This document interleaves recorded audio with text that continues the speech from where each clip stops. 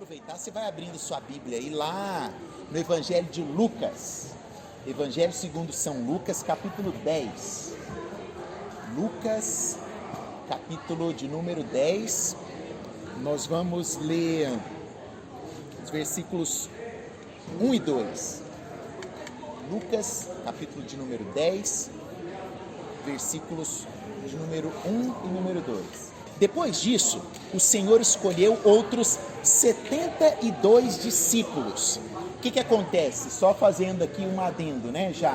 O Senhor tinha já feito a escolha dos 12, certo? Então, Pedro já tinha sido escolhido, André, o próprio Judas Iscariotes, né? Jesus já tinha passado um momento de ensino com esses, que eram os discípulos mais próximos, e agora, pelo menos aqui em Lucas capítulo 10, nós veremos a partir daqui a expansão do reino de Deus, certo? Jesus ele tinha já ensinado as bases fundamentais, pelo menos passado a visão do reino para aqueles discípulos, apesar de que eles ainda estavam meio que viajando, né, na questão do reino.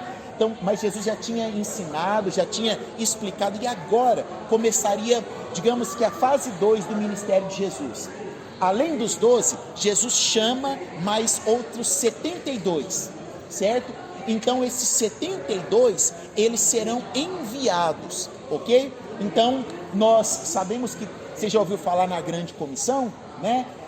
Isso aqui seria algo mais ou menos semelhante. Jesus ele já tinha ensinado os 12, e a partir dos 12 ele ensina agora e envia esses 72, ok? Mas o ponto e o foco que eu quero abordar com você é o seguinte, diz assim: depois disso, o Senhor escolheu outros 72 discípulos e os enviou adiante de 2 em 2 às cidades e aos lugares que ele planejava visitar. Então, Jesus já tinha na cabeça a estratégia, né, dos locais onde ele iria passar. Então, ele prepara essa estratégia e manda esses discípulos. Só que eles não mandam os discípulos sozinhos.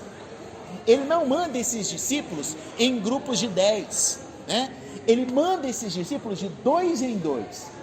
E isso aqui pode parecer assim, supérfluo, pode parecer mais ou menos, mas tem uma profundidade muito grande. O fato de serem enviados de 2 em 2. Por que Jesus não enviou grupos de 10? Porque Jesus sabia e conhece o pensamento dos homens. E ele sabe que quanto mais gente, mais problema. Quando você começa a aumentar o seu círculo de amizade, quanto mais amigos você tem, mais propensão a ter problemas você terá, sim ou não? É verdade. Você já teve festa, claro, né, de final de ano com a família toda, né? Qual que é uma festa de final de ano boa? É aquela festa assim, que você chega lá, né, cada um leva um prato, você chega na véspera do 25, né? Chega todo mundo ali às 10 e tal, já tem a comidinha mais ou menos pronta, as entradas, fez a virada, todo mundo jantou. Galera, Feliz Natal, e vai todo mundo embora. Você já teve aquela, por exemplo, assim, que combina com a família para passar o Natal na fazenda, aí junta todo mundo, aí chega todo mundo uma semana antes do Natal? Não sai dali sem ter umas 3 discussões entre a família. Por quê? Quanto mais gente, mais problema. Isso é característico do ser humano. Nós estamos propensos a isso. Por quê? Porque o problema está dentro de nós. Nós somos o problema, certo? Nós, observando da forma calvinista, nós somos depravados, tá? E onde estiverem 2 ou 3 reunidos, ali terá a presença de Deus, mas ali também haverão problemas. Então o que Jesus fala? Já que Jesus sabia que o homem é problemático, o que ele faz? Eu vou enviar de 2 em 2, porque eu vou reduzir a propensão de problema. Se tiver problema é só entre os 2, eles já resolvem entre si, mas Jesus dá a responsabilidade para cada um deles de sustentar um ao outro. Por quê? Jesus deixa muito claro que quando nós estamos sozinhos, nós estamos propensos ao ataque do inimigo. Se nós olharmos o que Salomão fala lá em Eclesiastes, né, do cordão de 3 dobras, o que é o cordão de 3 dobras? Eu, o meu próximo e Deus, né? Se uma dessas dobras é arrebentada, ele vai ficar mais fraco. Jesus, sabendo disso, Jesus envia de 2 em 2, para que um pudesse sustentar o outro, para que um pudesse ajudar o outro. E aí continua, as cidades e aos lugares em que planejava visitar. E essas foram as suas instruções. Abre aspas. A colheita é grande, mas os trabalhadores são poucos. Orem ao Senhor da colheita.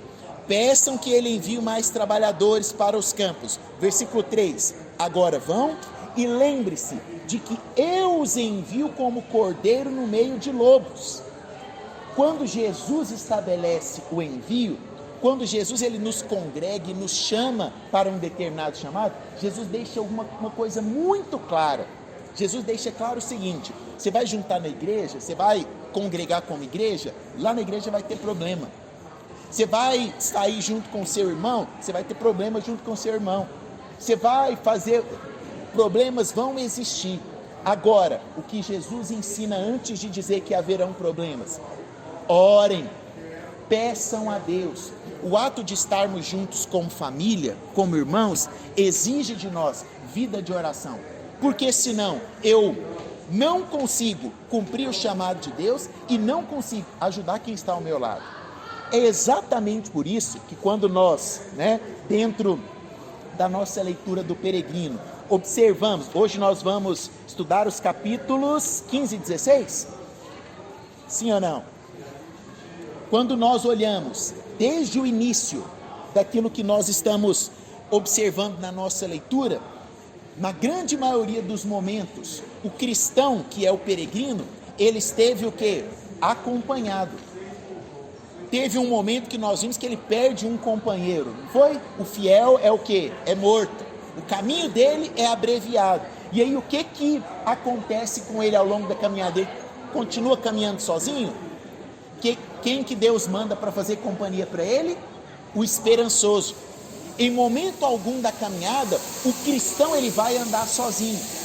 Isso é um exemplo pragmático para nós. Você não pode andar sozinho. Já ouviu aquela frase? O homem sozinho está em má companhia. Você não é boa companhia para você mesmo. Você precisa de alguém para te ajudar. Você precisa de alguém para trazer problema para você e para você resolver o problema dele. Isso é família. Qual a família que não tem problema? Levante a mão, e seja beatificado agora, santo da família. Toda família tem problema, toda família tem discussão, toda família. A nossa caminhada, nós vamos ver aqui hoje, a caminhada do cristão tem problema. De vez em quando o nosso irmão vai pisar no nosso calo. E qual que é a nossa função? Pisar de volta no calo dele? Não. Olha o que acontece aqui nos capítulos 15 e 16 que nós estamos estudando. Nós estamos na reta final agora, E nesse percurso de agora, o cristão e o esperançoso, eles vão encontrar um riacho. É o início do capítulo de número 15, que tem como título Aprisionados pelo gigante desespero. Quando você olha o título do capítulo, você fala, vixe, esse capítulo aqui vai ter vai ser meio tenso, Mas o capítulo começa com o cristão e o esperançoso tomando banho no riacho, comendo os frutos, se alegrando, Estava tudo tranquilo, estava tudo numa bonança. Nosso caminho terá momentos de bonança? Sim, Deus preparou momentos proveitosos para nós, A nossa jornada, ela é de lutas, mas existem momentos de paz. Entretanto, nós precisamos ter muito cuidado quando nós passamos pelos momentos de paz. Sabe por quê? Porque é no momento de paz que nós baixamos a guarda. É ou não é? Você lembra lá daquele lutador lá brasileiro que ganhou um monte de... Anderson Silva, Aí você lembra, ele ganhava de todo mundo, E tal, não sei o quê. Aí me chamaram para ir de madrugada assistir uma luta dele. Aí nós juntamos os meninos, tudo. Você tava nessa? Não foi na sua casa, foi na casa do Felipe. Nós juntamos lá na casa do Felipe. Aí tal, os meninos, pastor, ele é bom demais. Ele ganha de todo mundo. Ele é o Spider e tal, não sei o que. Foi a primeira luta dele, Aí na primeira luta dele, ele todo autossuficiente demais, eu não sei de luta, mas ele não fez a proteção aqui, né? Quem gosta, se lembra disso? Teve a luta do Anderson Silva que ele perdeu. Ele tinha ganhado de todo mundo, ele era o campeão. Aí, o que ele fez? Começou a luta e ele todo bonitão, não fez a guarda aqui e ficou fazendo as brincadeirinhas. O outro lá veio e tum, no narizão dele, nocauteou ele. Aí eu virei pros meninos e falei, vocês me deixavam acordar até 3 da manhã pra ver o cara baixando a guarda e deixei ele. Por quê? Porque ele era o bom, tava no topo, ninguém ganhava dele. Aí só pra terminar, né? Agora já não tem mais nada a ver não. Aí ele pediu a revanche. Aí os meninos, ó, pastor, agora vai dar certo, né? Vamos assistir de novo. Aí vou eu, né? Pede pizza, vira a madrugada, espere, cochile, acorda, deu 4 da manhã, começa a luta. Aí no que começa a luta, ele vai dar um chute no cara lá, ele quebra a tíbia. Quebrou e... Eu falei, gente, eu não posso assistir luta desse cara, se eu assistir mais um, ele morre. A primeira ele nocauteado, a outra ele quebra a perna, né? Enfim, o que eu quero dizer? Nos momentos de paz, nós não podemos baixar a guarda. Não podemos achar que estamos muito bem. É o que vai acontecer ao longo aqui desse capítulo do cristão junto com o esperançoso. Eles estão ali, né, tomando banho no rio de Davi e tal, aquela coisa boa. De repente eles vão pegar o caminho. E quando eles vão pegar o caminho, eles mudam a rota. E aí o esperançoso vira para o cristão e fala para o cristão, né? Cristão, você tem certeza que esse é o caminho que a gente deve seguir? Ele pega e fala, não, vamos por aqui, o caminho está legal. E aí eles olham lá na frente e veem uma pessoa, é o Vã Confiança. E eles perguntam exatamente para a Vã Confiança, a gente está no caminho certo? E a Vã Confiança vira e fala, sim, vocês estão. O que é a Vã Confiança? É confiar na nossa própria força, né? Acreditar que nós somos inteligentes demais, acreditar que nós somos resistentes demais, acreditar que nós não precisamos andar junto com os outros, acreditar que a gente pode andar sozinho, que a gente não vai cair, né? Acreditar que nós temos superpoderes. Deixa eu te falar uma coisa, você não tem, para de assistir Marvel. Você não tem superpoder, né? Você já viu tem um meme do menininho, né? Que o copo vai cair, ele pega o copo de uma vez, aí ele olha assim para a mão dele, aí ele põe o copo, aí ele começa a fazer achando que vai sair a teia, né? Porque ele foi rápido para pegar o copo. Você não tem superpoderes, aranha não vai acontecer nada com você. Nós somos humanos, certo? E é exatamente isso que esse capítulo vai mostrar. A Vã Confiança fala para eles que eles estão certos, eles continuam caminhando, né? E aí, de repente, eles se deparam perdidos. E aí, acontece um diálogo muito legal. Deixa eu abrir aqui no diálogo para você entender o que eles estão falando. É lá na página 132. Quando eles se perdem novamente, fica escuro, vem a noite, e aí o cristão fica todo preocupado. Porque o cristão olha para o esperançoso e fala assim, nossa, nós entramos nesse beco sem saída por minha causa. Aí o esperançoso vira e fala assim, olha... eu temia que isso, desde o começo, podia acontecer. Por isso eu te alertei brandamente. Mas eu deveria ter falado com mais franqueza para você. E aí o cristão vira e fala, meu bom irmão, não se ofenda, por favor. Eu sinto muito por tê-lo trazido para longe do caminho correto e colocado em perigo. Eu te peço que me perdoe. 2 coisas. A primeira, dentro da nossa amizade, nós não podemos deixar de falar coisas importantes e sérias. Se você se considera amigo de uma pessoa e essa pessoa está no caminho errado, seja firme com ela. Você está errado. E eu estou dizendo que você está errado porque eu te amo. Porque eu quero que você conserte. Não é certo que você faça isso. As suas amizades estão erradas. O caminho que você está tomando está errado. E eu estou falando isso porque eu sou seu amigo. E a segunda parte, se ele é seu amigo de verdade, ele vai te ouvir. Mesmo que você esteja sendo duro e franco com ele. Amizade exige firmeza, exige dureza. Você não pode ver uma pessoa que é do nosso contexto aqui, faltou semana passada, faltou hoje, faltou semana que vem, e aí você vai, por que você não está indo? Ele vai falar, porque estava muito cansado, fiquei em casa assistindo televisão. Você tem a responsabilidade de dar um tapa, não literal, né, na cabeça do seu irmão e falar assim, você está errado. O que você vai ficar fazendo sábado à noite em casa assistindo... O que tem sábado para assistir? Não tem nada. Você vai passar 2 horas no Netflix para escolher o que você tem. Você sabia que a estratégia da Netflix para te segurar de frente para ela não é assistindo o filme? É procurando o filme que você vai planejar em assistir? Você já parou para pensar? Tem 1 milhão de filmes lá. Você nunca vai assistir 1% dos filmes que estão ali. E ela te segura o quê? Aí dá 2 horas, você cansou. Um dia eu assisto essa outra série aqui. Você precisa ser duro com as suas amizades. O esperançoso, ele não foi duro com o cristão. E os dois entraram num beco, que o levaram à terra do gigante. O gigante os encontra, dormindo, cansados. O gigante os leva para dentro da sua masmorra e os prende ali.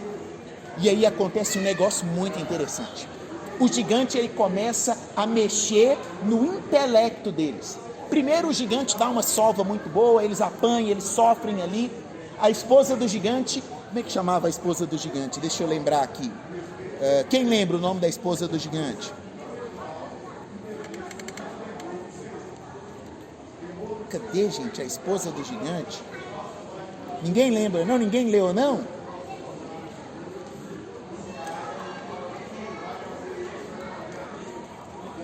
Coação. A esposa do gigante era a coação. Você já foi coagido em algum momento da sua vida? Pela pressão? Já foi coagido lá no seu cursinho a fazer alguma coisa que você não queria fazer?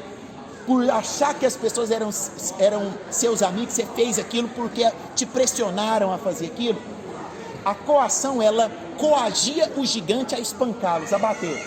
E o gigante não queria matá-los, mas por ser, o gigante do desespero, ele começa a causar desespero naqueles dois que estavam presos. E aí chega ao limite. Sabe qual que é o limite que ele faz? Ele chega para eles e fala o seguinte: olha, eu vou continuar humilhando, espancando vocês até vocês não aguentarem, mas eu não vou matá-los. Essa decisão é uma decisão de vocês. Você já entendeu onde é que ele chega? Ele faz exatamente a proposta: escolham tirar a sua própria vida. Talvez isso seja melhor. Vocês estão sofrendo tanto, vocês estão sendo tão humilhados aqui, vocês estão sendo tão desesperançados aqui. Não é muito mais fácil você tirar a sua própria vida? Todas as vezes quando nós erramos o caminho, o desespero nos alcança, a coação nos intimida e nós não nos sentimos dentro daquele contexto em que nós queríamos estar, exatamente porque estamos no contexto errado. O que vem na nossa mente é: de que adianta? Tira a sua vida. Está aí, é fácil, é rápido, vai acabar com a sua dor.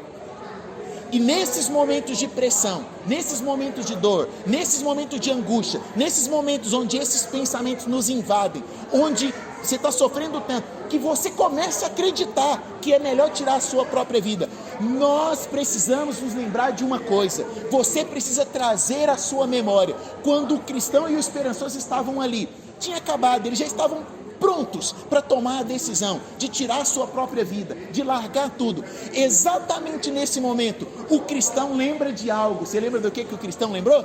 O cristão lembra que no peito dele havia amarrado na corrente uma chave, e essa chave se chamava a chave da promessa, que abre todas as portas. O cristão bate no peito e ele se lembra: existe uma chave no meu peito. E o esperançoso pergunta: que chave é essa? Ele fala: a chave da promessa que abre todas as portas. Ele pega então aquela chave e eles vão ali no calabouço onde eles estão, e a chave abre a porta. Eles saem andando dentro do castelo e a chave vai abrindo todas as portas, até que chega na última porta e ele fala: não é possível, essa chave abre e ele abre e ele sai e consegue fugir do gigante. No seu peito existe uma chave chamada chave da promessa. Deus te prometeu que você teria escape para todas as dificuldades, para todas as tribulações que você enfrentar na sua vida. Olha uma coisa muito séria que eu quero te dizer aqui: se por algum momento, se porventura tem passado na sua mente esse ímpeto e esse desejo macabro de que é muito mais fácil acabar com a sua vida e sair daqui, eu preciso conversar com você. Eu quero ser o 2 a 2, eu quero andar junto do teu lado. Sabe por quê? Porque eu estou aqui para dizer: existe uma chave da promessa, e essa chave da promessa não está no seu bolso, não está jogada do seu lado. Essa chave da promessa está amarrada no teu pescoço. Quem prometeu é fiel para cumprir, e Ele tem salvação para você. Ele te escolheu, Ele te prometeu, e Ele te levará ao reino, ao lugar onde Ele está te esperando. Eu gostaria muito que isso pudesse gerar dentro do seu coração um novo motivo, um novo ânimo para continuar a sua caminhada. Existe uma chave da promessa amarrada, presa no teu peito. Nunca se esqueça disso, nunca se esqueça disso. Todas as vezes que vier, eu estou sofrendo e você vai sofrer. Eu estou passando por dificuldade, você vai passar por dificuldade. Eu estou triste, você vai passar por tristeza. Eu estou em depressão e tem momentos que nós ficamos em depressão. Eu não tenho mais saída. De vez em quando a gente é colocado sem saída. Lembre daquele pastor que falava rápido, alto lá na frente, que mandava você ir todo sábado de manhã. Ele dizia uma coisa para você: olha, eu li um livro de um cara chamado John Bunyan, que era uma alegoria. Quantas e coisas ele falou desse negócio de alegoria, e citou Tolkien, falou de Lewis e não sei mais o que, mas ele falou uma coisa, ele falou que no meu peito tem uma chave, e essa chave abre todas as portas da dificuldade. É a promessa que Deus fez para você. Essa chave está amarrada no teu peito. Nunca se esqueça, nunca se esqueça. Olha, se tem uma, eu já preguei para você 200 vezes. Talvez você está participando lá da célula nossa, né, Felipe? Já são 30, essa semana foi a pregação de número 36, a 36ª pregação do Sermão do Monte. Você já está cansado de ouvir 35 vezes, não é possível, esse pastor não vai acabar esse Sermão do Monte, né? De tudo que eu já te falei, de tudo que eu já te preguei, nunca esqueça de uma coisa: tem uma chave, que é a chave da promessa amarrada no teu peito. No teu peito, no teu peito, no teu peito, no teu peito. Essa chave abre todas as portas da dificuldade. Eles saem dali então, e graças a essa chave eles se põem a caminhar, e a caminhada dos dois continuam, agora no caminho certo. E aí aí eles fazem um negócio fantástico. Eles saem dali e eles voltam pelo caminho, e quando eles chegam no lugar onde eles erraram o caminho, o cristão olha para o esperançoso e fala assim: foi aqui que nós erramos, tá vendo? Foi ali que nós descemos. E aí o esperançoso fala assim: o que faremos? O cristão vira e fala para ele: vamos erigir aqui, e vamos escrever uma placa, e vamos dizer que esse caminho não leva a lugar nenhum. Vamos mostrar para os outros que estão vindo que esse não é o caminho. Deixa, isso aqui agora, segura essa aqui, pega assim, amarra, grava. Vinícius, não, coloca essa parte agora de forma especial, tá bom? Vamos lá, 1, 2, 3, e quando eles chegam lá naquele lugar, eles olham e falam assim: foi aqui que nós erramos. O que nós vamos fazer? Nesse lugar aqui que nós erramos, vamos colocar uma placa. Sabe para quem? Para os novos peregrinos que vão passar. Sabe o que eles estão fazendo aqui? O meu sofrimento se transformará em testemunho. A dor que você está passando, a lágrima que está caindo do seu olho, sabe para que você está passando por ela? Porque ela vai servir para ajudar aquele que também vai sofrer. Os nossos sofrimentos não são por acaso. Se você está passando pela dor, se você está passando pela dificuldade, lembre-se, o seu sofrimento se tornará em testemunho e vai ajudar muitos, muitos, muitos, muitos. Por isso não desista. Enquanto você está sofrendo, Deus está te ensinando. Enquanto você está passando pela dor, Deus está te moldando. E a sua vida, mesmo que você não perceba, ela tem sido exemplo para muitos que se espelham em você. E aí nós entramos então no capítulo de número 16. O capítulo de número 16 tem como título: os peregrinos chegam às montanhas aprazíveis. Não existe dor, não existe tempestade que dure para sempre. A noite pode durar uma noite, mas não, a noite vai durar uma noite sim, você está certo, a noite dura uma noite. Estou certo, não errei não. A noite dura uma noite, mas o versículo é: o choro pode durar uma noite, mas o que vem pela manhã? A alegria. A noite não é para sempre. Vai amanhecer. Tá difícil, tá doendo, tá. Eu posso sofrer mais? Pode ficar pior? Pode. A pior que tá não fica. Mas o dia vai chegar, amanhã vai clarear, o sol vai nascer, e todas as vezes que o sol brilha lá em cima, sabe o que nós nos lembramos? Que as misericórdias do Senhor se renovam a cada manhã.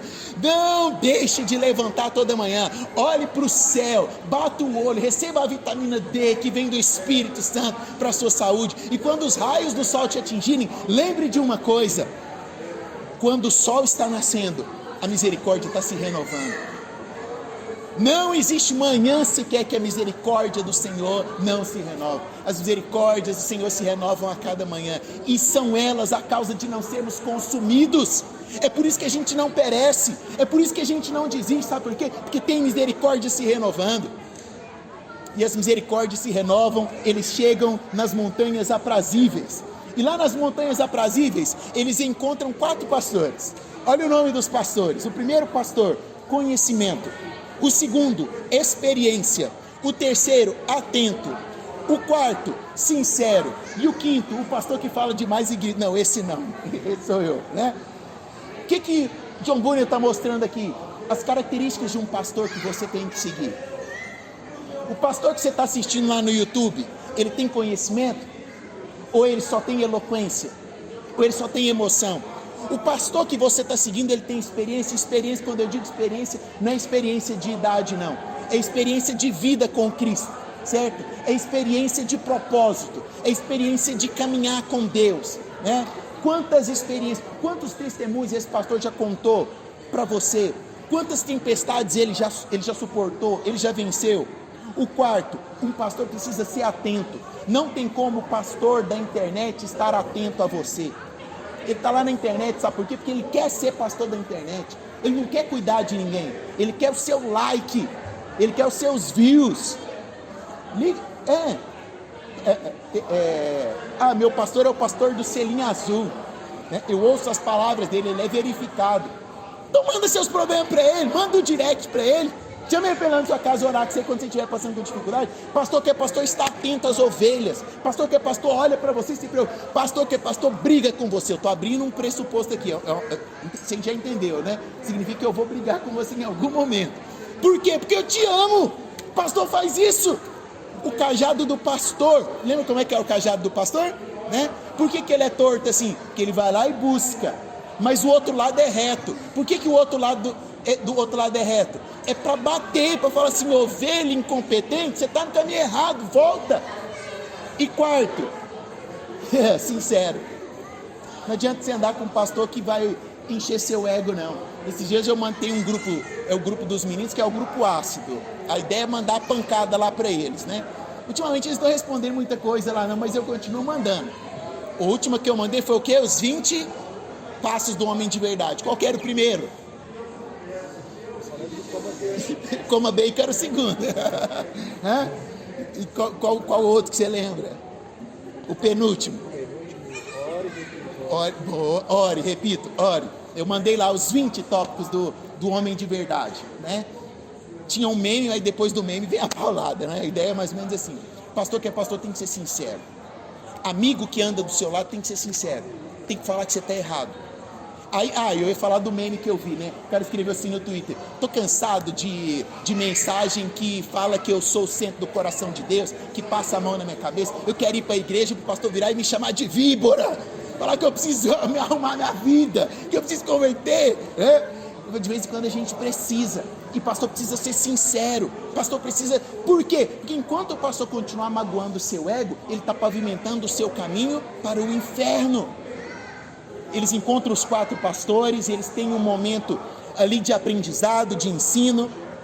Eles passam pela colina do erro, e ali tem uma conversa sobre o erro, pela montanha da cautela, pelo vale, pela colina da transparência, e em todos esses momentos eles vão sendo ensinados. E por último, eles recebem um conselho para o final da jornada. E o conselho basicamente são 2. Cuidado com o adulador. Sabe o seu amigo adulador? Né? Você chega para reclamar para eles: nossa, meu pai anda, tá difícil. Nossa, realmente, pai é um negócio, né? Passa a mão na sua cabeça, né? Não é amigo. Pastor adulador não é pastor. Pastor não serve para te adular. Enquanto o pastor estiver te adulando, procure outro, fuja para os montes, né? Se eu começar a te adular demais, fuja de mim, né? E segundo, não durma sobre o solo enfeitiçado. Quando nós somos, é bom ou não é receber um cafunézinho, né? Tá, você passa a mão na sua cabeça e tal, e aí você sente aquela preguicinha e dorme no solo enfeitiçado. O solo enfeitiçado serve para te limitar ali, para te segurar. E quando você dorme, você perde a caminhada, você deixa de seguir em frente. Assim, o capítulo 16 termina nos dando a base para os perigos e o encontro com o adulador, que será o que nós veremos na semana que vem. Amém?